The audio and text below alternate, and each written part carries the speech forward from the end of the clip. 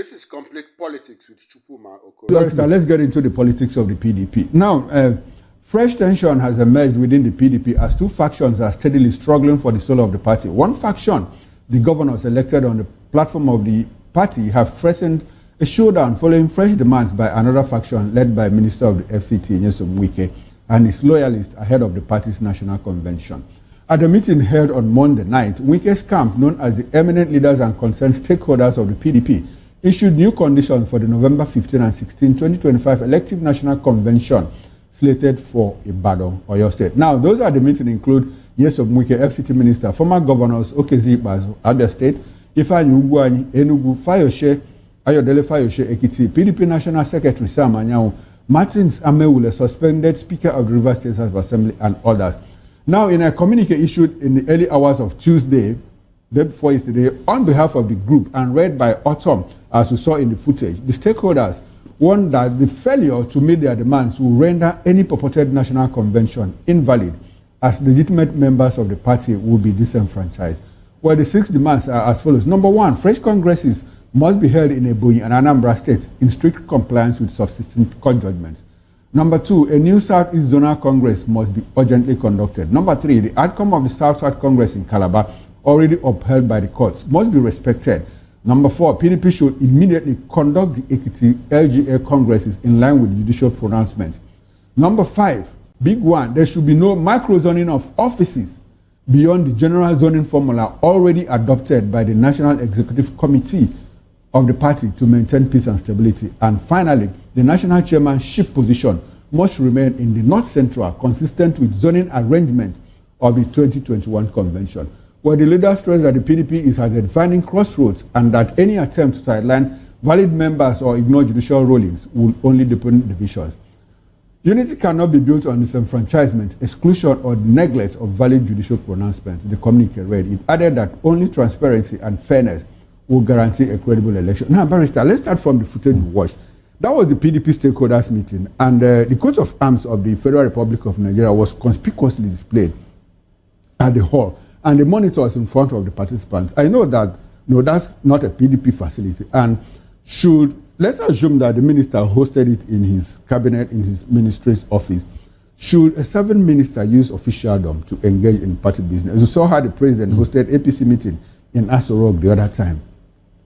What have we become, Barrister, as a people? In fact, I thank God that Nigerians are witnessing what is happening, what Tinubu is using Wike to do. Because whatever Wike is doing today, politically, Tinubu is in support. He could not be doing all these things, and the Tinubu will just be looking the other side. And you are telling me that Tinubu is not concerned. After all, it's a PDP affair. No. He likes what Wike is doing. That's why he have allowed him, giving him all the privileges to be doing what he's doing. But unfortunately, like every other thing in this manner, it will boomerang, it will backfire. Mr. Okoro, did you ever believe that El-Rufai and Tinubu will quarrel one day? Okay. So I have told you, evil does not last forever. It's a question of time. Wike and Tinubu, they are going to expose themselves one day, just like El-Rufai is doing today. That is why I am not bothered. Whatever he is doing today is temporary. Okay. Yes. All right. Now, Barrister, let's get into the meat of the matter, because, there are many talking points. The group led by Wike has given their demands for Ibadan convention to hold. Numbers 5 and 6 of those conditions seem to present total contrast. And does this speak to the intentionality of some elements to continue to cause problems in the party? Number 5 says, let the position of the national chairman of the party come back to North Central. Sorry, that's number 6. Number 6, rather. But number 5 said, he spoke against microzoning. Microzoning, yes. So isn't that some form of contradiction? Exactly. Now, we want the chairmanship position to come back to the North Central, where it resided before Ihecha Ayu was shoved aside by the Supreme Court, by the courts. Now, but we are also against any form of microzoning. So what does that tell you? What's the target? Who is the target? They want to cause confusion. Simple. Okay. They want to cause confusion. And they want to make sure that Peter Obi does not come in. That's why they are talking of. Because when you say micro zoning, it has to do with somebody from the Southeast. No, it has to do with somebody from a zone in the south. Particular, yes. Or a zone in any part of the because country. Wike have already threatened that they will not give Peter Obi such opportunity and all that he wouldn't want Peter Obi. So if they microzone it in the southeast, that means you are looking at a Peter Obi. Okay. Is that not the target? Now let's look at it this way. In 2023, before the election, remember that it was zoning that pushed Peter Obi to Labour Party. Okay. When they refused to give him ticket in PDP. Now there was a committee set up and headed by that autumn.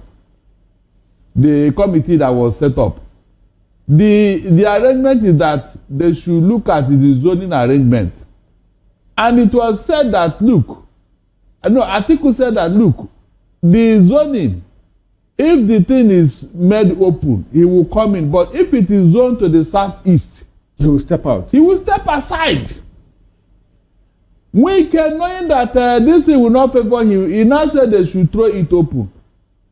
We can. With this same autumn, I don't know what is giving autumn. Okay. To be teleguiding him. I describe them as the G4. We used to be G5. Now Makinde has stepped out. Looks like Ayofayo is going to replace him because he will still pull out. Don't worry, he will pull out. Okay, beautiful. Now, when that did not work, and during this thing that was thrown open, Wike lost to Atiku, and thinking that Atiku would choose him as a vice, when that did not work, that was when he started to become a new crusader, a new moralist, a new champion of PDP. You can see human beings. You can see how they have started the same thing again. You can see after the party have made their chairmanship to the north, Wike and his cohort are now saying that it must come to the north central. North central. That means they want to alter the equation. Because why Nigerians are bothered is because this looks like double speak. The same communique where you said, take this thing to the north central, and in another breath you are saying, please, we are against microzoning. And a lot of commentators on social media, even on traditional media, have said, looks like the southeast is the main target of this attempt. I just told you now. And you also said so. Yeah, that's why. What is it about the southeast? PDP leader, PDP stalwart the other day, Shogu said that that the southeast, that the PDP has not treated the southeast fairly, yes, exactly. So that they should take their presidency to the southeast. Now, we are in a situation where, according to you, the same forces that pushed Peter Obi out of PDP have come back. Yes, exactly. What is it about the South? Since 1999, the Southeast has not produced, we'll come to that, has not produced president, vice president. Does it fit into the conspiracy theory that the Nigerian state is against the Southeast Igbo producing a president until after 60 years of the war? No, you see, APC and their cohort, they are afraid of Peter Obi. Wherever he goes, if they see anything that will favor Peter Obi, they will go and put a spanner in the work. Now, will it have made a difference if another person from the southeast comes up? Is it about Peter Obi or is it about the southeast? It's about Peter Obi. Okay, not basically about the southeast. No, because they know Peter Obi is a good product from the southeast. Okay. That is why they are afraid, because if you zone it there, you know who will take it. Nobody will challenge Peter Obi. Nobody will contest with Peter Obi. Okay. That is the fear. If you come to the southeast today, Peter Obi is the biggest pride of the Igbos. So anything politically, Peter Obi must come first. And the Wike and his cohort, they know that the popularity of Peter Obi is a very good weapon. Okay, now, Barrister, the point I don't want us to, couch this discussion around Peter Obi. I want us to concentrate on the southeast. The presidency. No president, no vice president. The last time the Southeasterner became vice president was in 1979, just 9 years after the war. And since then, not even the position of vice president has come to the Southeast. What is it about the Southeast that, about the Southeast? I said it is deliberate, Mr. Okoro. It is deliberate. In 1983, Shagari was to hand over to Ekwueme. But when Buhari and his fellow travelers discovered that this is what is going to happen under PDP, they had to do that coup. And in an interview, a journalist asked Buhari, is it true that one of the reasons why you did that coup was because you don't want the Southeast to become the president? They said yes. Buhari said yes. Barrister, is it on record? I said Buhari said yes. I watched that interview. Don't tell me it's not on record. He said yes. And he was not apologetical about it. This is not the first time. Remember, there was a time a citizen, I think Dick also, was to become AU. Peter Ono. Peter Obi, yes. Was to become AU. What's it called now? Secretary General. What happened? Because it was in fact, it is on the laps of an Igbo man. On the lap, they placed it on the lap because of his experience and everything. All African leaders say it must be that man. What did the Buhari do? What did he do? He did not even choose a Nigerian. He went to Niger. Mr. Okoro, he went to Niger and brought somebody to come and take the position of a Nigerian. Now, ask me again whether that one is on record. Ask me. Which one is even worse? Is it the presidency he denied the Igbos, or this one that he went to go and bring somebody, a foreigner? These are the things that have been going on in Nigeria against the Igbo man, all because.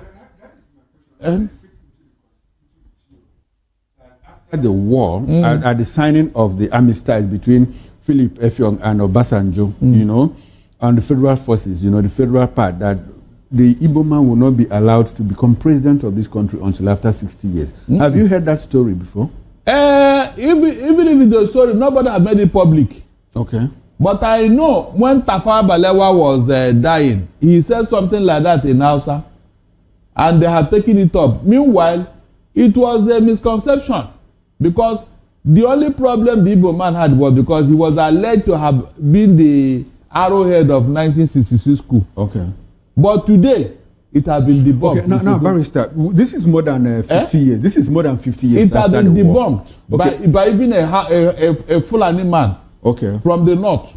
Babangida wrote a book about and said a lot about the 1960s. Good. But I want us to come out of the war situation. Now, let's dwell on. That is the genesis of our problem. That's the genesis. That's the genesis. Yeah, that's the genesis. So haven't we healed? Is it that the Nigeria of today has not healed? Because the northerner is scared about the Igbo man. The westerner is scared about the Igbo man. The southerner is scared about the Igbo man. What is it about the southeasterner? Mr. Okoro, does it still go back to the war years or what? You are an exceptional human being as long as you are an Igbo man, not just in Nigeria but in Africa. Even outside Africa, you are an exceptional human being. The people that are attacking the Igbo, they know. They are surprised. In fact, they are more than surprised that the Igbo man is who he is. In terms of diligence, entrepreneurship, wisdom, intelligence.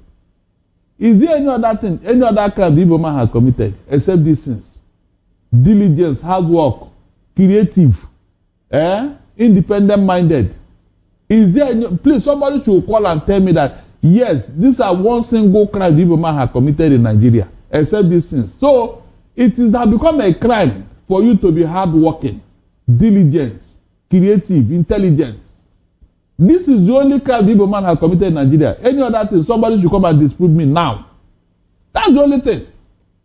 That is the only thing. Okay, all right, and now, if you look around, it is playing out up to tomorrow.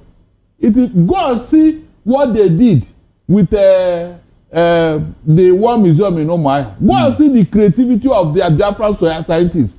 This thing baffled the whole world, not just Nigerian elites. They went there. Idiabo went there, and when he saw what happened, he was asking them, he said, come, who are the people that did all these things? The elders looked around and said, look, this idea came with the war, and it had gone with the war. That's what they told him at that time. So it is the creativity of the Igbo man that the whole world is afraid of. Unfortunately, the Nigerian state they don't know anything, they don't learn. When the Second World War ended, America took all the German scientists who were producing all those deadly weapons for Hitler and took them to America. They now laid the foundation for America what? military might. Okay. You can see right, now. So, okay, it's easy to understand all of that. Now,